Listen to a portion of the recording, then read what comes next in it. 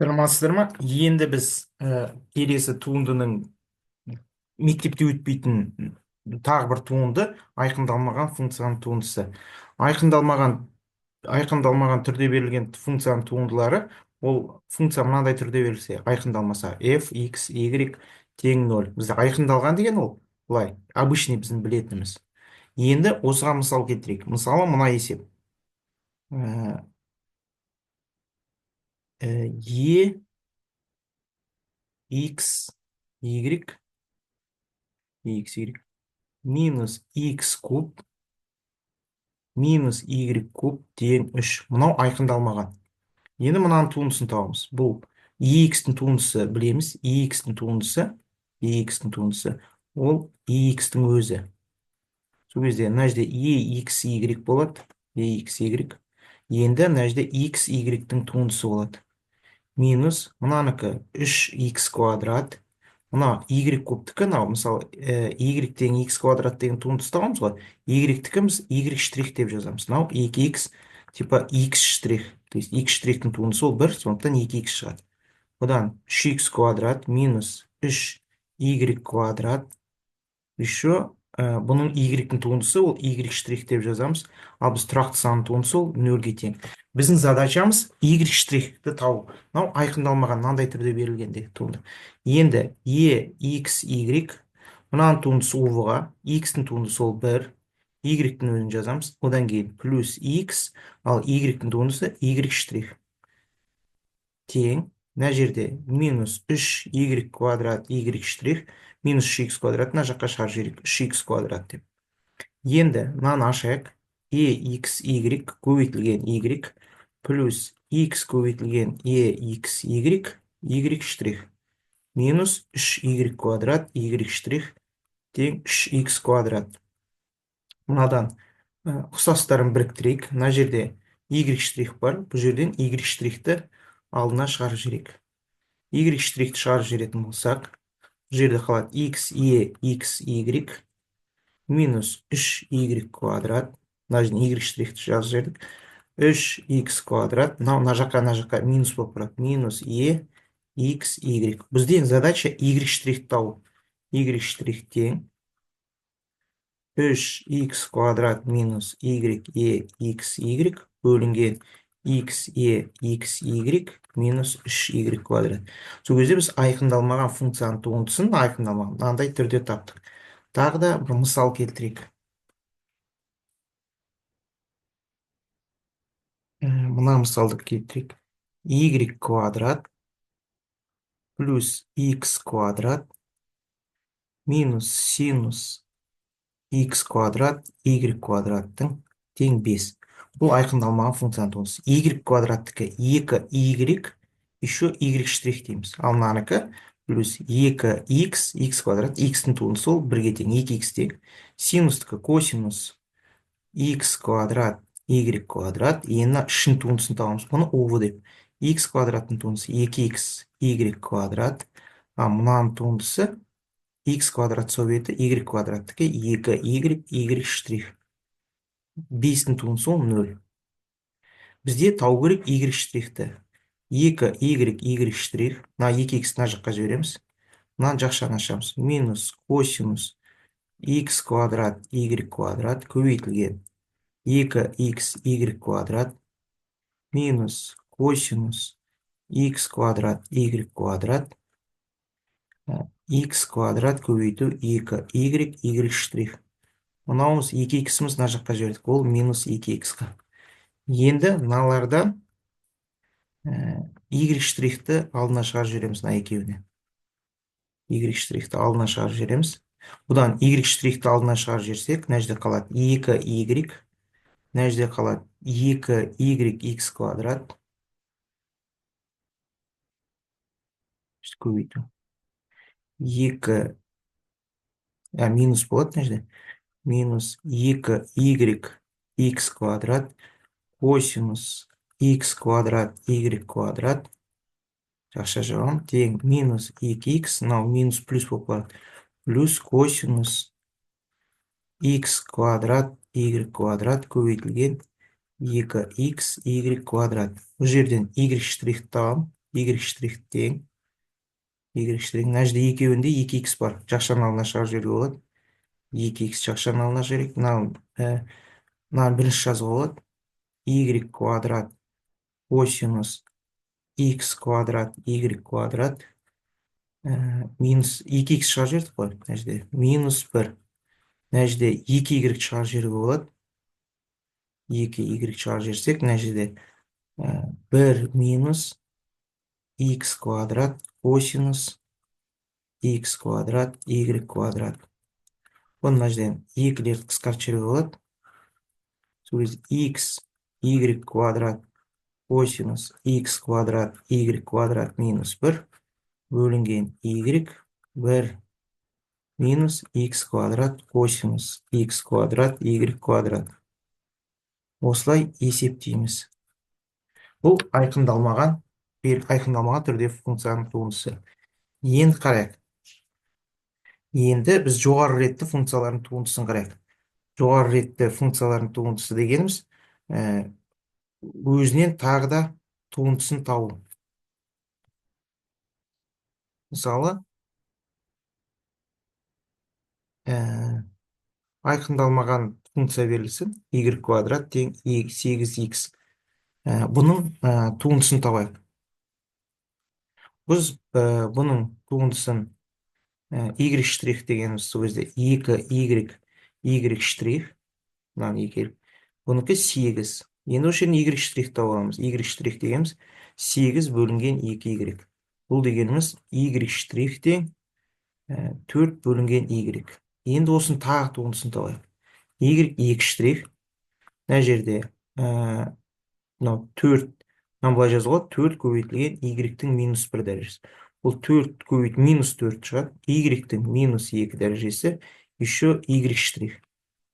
Бұл дегеніміз минус 4 бөлінген y квадрат. Y штрих дегеніміз не? Мынаны қоя салуға болады. Мынау y штрих. 4 бөлінген y. Сол кезде y штрих дегеніміз ол минус 16 y куб болды. Тағы бір жоғары ретті мысалды қарайық. Мынау котангенс квадрат x плюс y-тің 5x дәрежесі. Енді бұның туындысы, екі жағынан да туынды табамыз.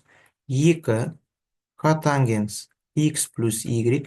Котангенстің туындысы минус 1 бөлінген синус квадрат x плюс y. Енді x плюс y-тің туындысы x-тікі 1-ге тең, y-тікі y штрих. Тең 5x-тікі ол 5-ге тең. Енді бұдан 1 плюс y штрих, 1 плюс y штрих көбейтілген 2 котангенс x плюс y тең болады минус 5 синус квадрат x плюс y. Бұдан 1 плюс y штрих тең болады. Ол минус 5 синус квадрат x плюс y бөлінген 2 котангенс x плюс y котангенс минус 1. Жоқ, 1-ді шығарған жоқ екенбіз. Бұдан енді y штрих тең болады. Y штрих минус 5 синус квадрат x плюс y бөлінген 2 котангенс x плюс y минус 1. Енді екінші рет туынды табатын болсақ, y штрих тек. Ол мынадан туынды табамыз. Бұл увға түседі. Бұл 2 котангенс квадрат x плюс y. Енді бұл ұзақ болып кетеді. Мына жерде мынаның туындысы минус 10 синус x плюс y. Синустікі косинус x плюс y. Одан кейін x плюс y-тің туындысы 1 плюс y штрих көбейтілген 2 котангенс x плюс y. X плюс y. Енді мынау совет минус плюс болады. Мына жерде плюс 5 синус квадрат x плюс y. Енді 2 котангенс 2 бөлінген минус 1 бөлінген синус квадрат x плюс y. X плюс y. одан кейін синустың тапаймыз, x плюс y-тікі 1 плюс y штрих бөлінген, мынау жаздық. Енді орнына қоя салуға болады. Y 2 штрих тең. Мына жерде 2 астында 2 котангенс квадрат x плюс y. Мына жерде мынау синус 2x береді. Минус 5 синус 2 x плюс y береді. Мынау жарты қосбұрыштың формуласы. 1 плюс y штрих дегеніміз не? Мынау. Жаза салуға болады. Мынаны y штрих деп соның орнына жазасыздар. Енді ұзақ ол сыймайды. Көбейтілген 2 котангенс x плюс y. Мына жерде минус 5 минус 10 синус квадрат x плюс y бөлінген. Мынау қысқарады екен ғой, бізде мынау мен мынау кетеді. Минус 10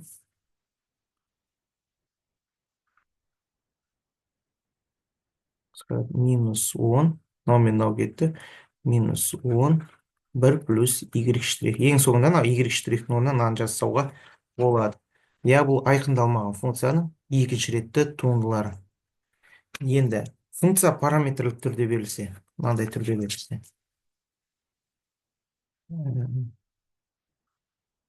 X тең арк синус t, y тең ln t. Егерде параметрлік түрде берілсе, оның формулалары бұлай. Жаз қойық.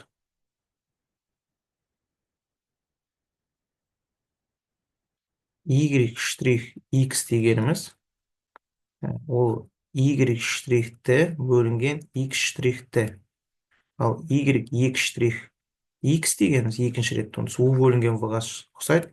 x штрих t-ның кубы. Мына жерде x, y 2 штрих t, x штрих t минус y штрих t, x 2 штрих t. Осындай формулаға ие. Енді осыған байланыс шығарайық. Сол кезде бізге әрбіреуін жеке-жеке туындысы керек. X штрих t деген не? Арк синус t-ның туындысы ол 1 бөлінген түбір асты 1 минус t квадрат. 1 минус t квадрат. Ал y штрих t дегеніміз, ол ln туындысы, ол 1 бөлінген t. Сол кезде бірінші ретті туындысымыз y штрих x дегеніміз, ол дегеніміз y штрихті 1 бөлінген t бөлінген 1 бөлінген түбір асты 1 минус t квадрат. Бұл дегеніміз ауысып түседі 1 минус t квадрат бөлінген t. Енді бізге екінші ретті туындысы болса, бізге y 2 штрихті бар керек. x 2 штрихті дегеніміз мынаның туындысынан туындау керек. Мынау минус 2-ден 1 дәрежесі ғой. Сол кезде минус 2-ден 1 алдына түседі. 1 минус t квадраттың уже минус 2-ден 1 минус 1 минус 2-ден 3 дәрежесі болады. Мынаның ішін туындысы ол минус 2t. Енді дұрыстап жазсақ, ол мына 2 мен 2 қысқарады. Мынау астына кетеді. Мынаны бұлай жазуға болады. T-ның 2-ден 3 дәрежесі дегенді. Бұл бұлай жазуға болады. T квадрат көбейту T-ның 2-ден 1 дәрежесі. 3 қой. Бұдан T түбір асты T деген сөз. Сол сияқты мынау дегеніміз минус пен плюс кетеді. Мына жерде T сығалады. T 1 минус t квадраттың түбір асты 1 минус t квадратқа тең. Ал мынау y 2 штрих t дегеніміз, ол 1 бөлінген t дегеніміз, t-ның минус 1 дәрежесі алдына түседі, минус 1 бөлінген t квадрат. Сол кезде біз табайық мынау y 2 штрих x. Ол формула бойынша мынаның кубы. Мынаның кубы. Ол дегеніміз 1 бөлінген мынаның кубы квадрат. Сол кезде куб тасақ, ол 1 минус t квадрат түбір асты 1 минус t квадрат шығады. Мынаның кубы. Енді x формула бойынша y 2 штрихті дегеніміз, ол бізде мынау минус 1 бөлінген t квадрат көбейту x штрихті. X штрихті мынау. 1 бөлінген түбір асты 1 минус t квадрат. Минус формула бойынша минус y штрихті дегеніміз ол 1 бөлінген t. Одан кейін көбейтілген x штрихті. X штрих дегеніміз мынау. t 1 минус t квадрат түбір асты 1 минус t квадрат. Кейін мына жерде қысқаратыны жоқ. Мынау мен мынау қысқарады. Мынада ортақ бөлімі мына екеуінің көбейтіндісі t квадрат 1 минус t квадрат түбір асты 1 минус t квадрат. Мынаған береміз жетіспейді 1 минус t квадрат. Мынаған жетіспейді оған t квадрат. Сол кезде минусына минус әсер етеді. Минус 1 плюс t квадрат. Плюс болып кетеді. Минус t квадрат. Мына жерде көбейту дейміз. Мынау керісінше ауысып тастайды. 1 минус t квадрат түбір асты 1 минус t квадрат бөлінген 1. Мынау мен мынау қысқарады. Мынау мен мынау қысқарады. Мынау мен мынау жойылады. Мына жер үстінде минус 1 астында t квадрат. Сол кезде y штрихті, мынау y 2 штрих x екінші ретті туындысы параметр 1 минус t квадрат болған екен. Давайте тағы бір мысал көрейік. Мысалы, мына есеп кішкене жеңілдеу болсын. X тең 6t квадрат минус 4, y тең 3, 5, t, 5. Екінші ретті туындыларын табайық. X штрихті ол мына жерде 12t, y штрихті дегеніміз 15t-ның 4 дәрежесі. Енді екінші ретті туындыларын табайық t бойынша. Бұл 12-ке тең, y 2 штрихті дегеніміз 60t куб. Енді формулалар жазып қойық, жаңағы формулаларымызды. Формулалар жазып қойық. Бізде бірінші ретті туындысы y штрих x ол y штрихті бөлінген x штрихті.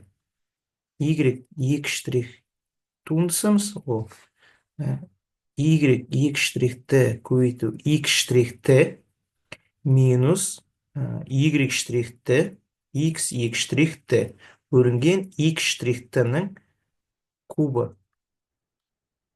Сол кезде бізде бірінші ретті туындысы y штрих x ол y штрихті бөлінген x штрихті. Ол бізде бар 15t4 бөлінген 12t. Мынау мен мынау қысқарады, мынау мен мынау қысқарады. Мыналарда 5 3-ке қысқарады, 5t куб бөлінген 4 3-ке қысқарды.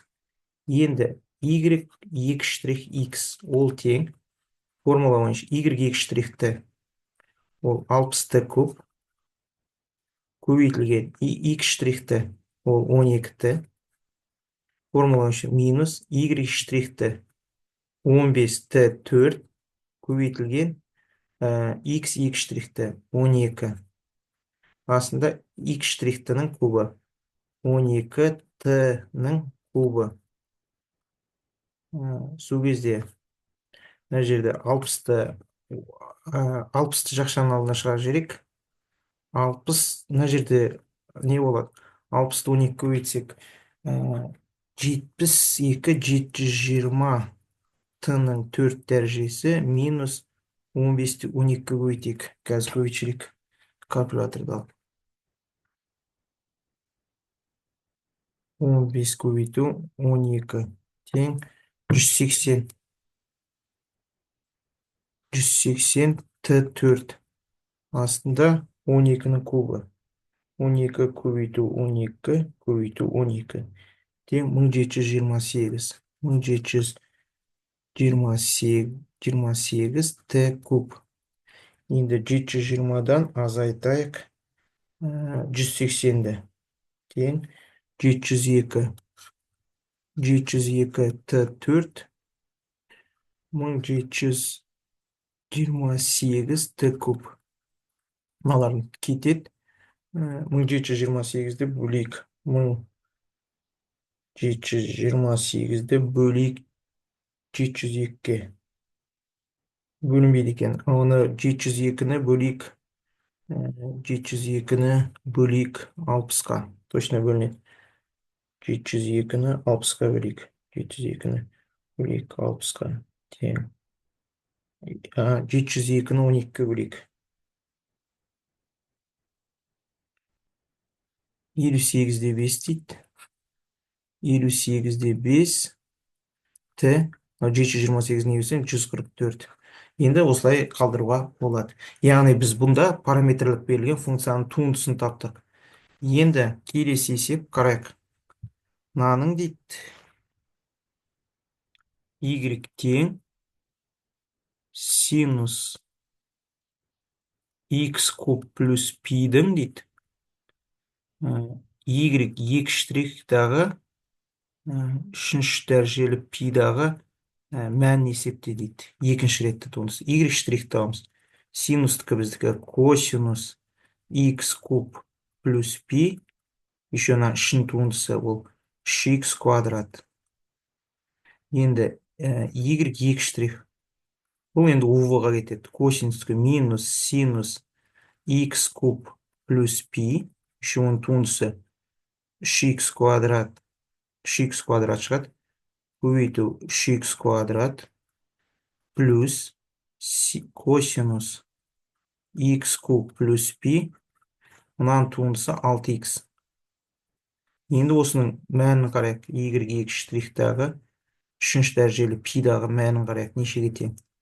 Мынау минус синус. Мынаның кубтаймыз. Кубтасақ пи шығады.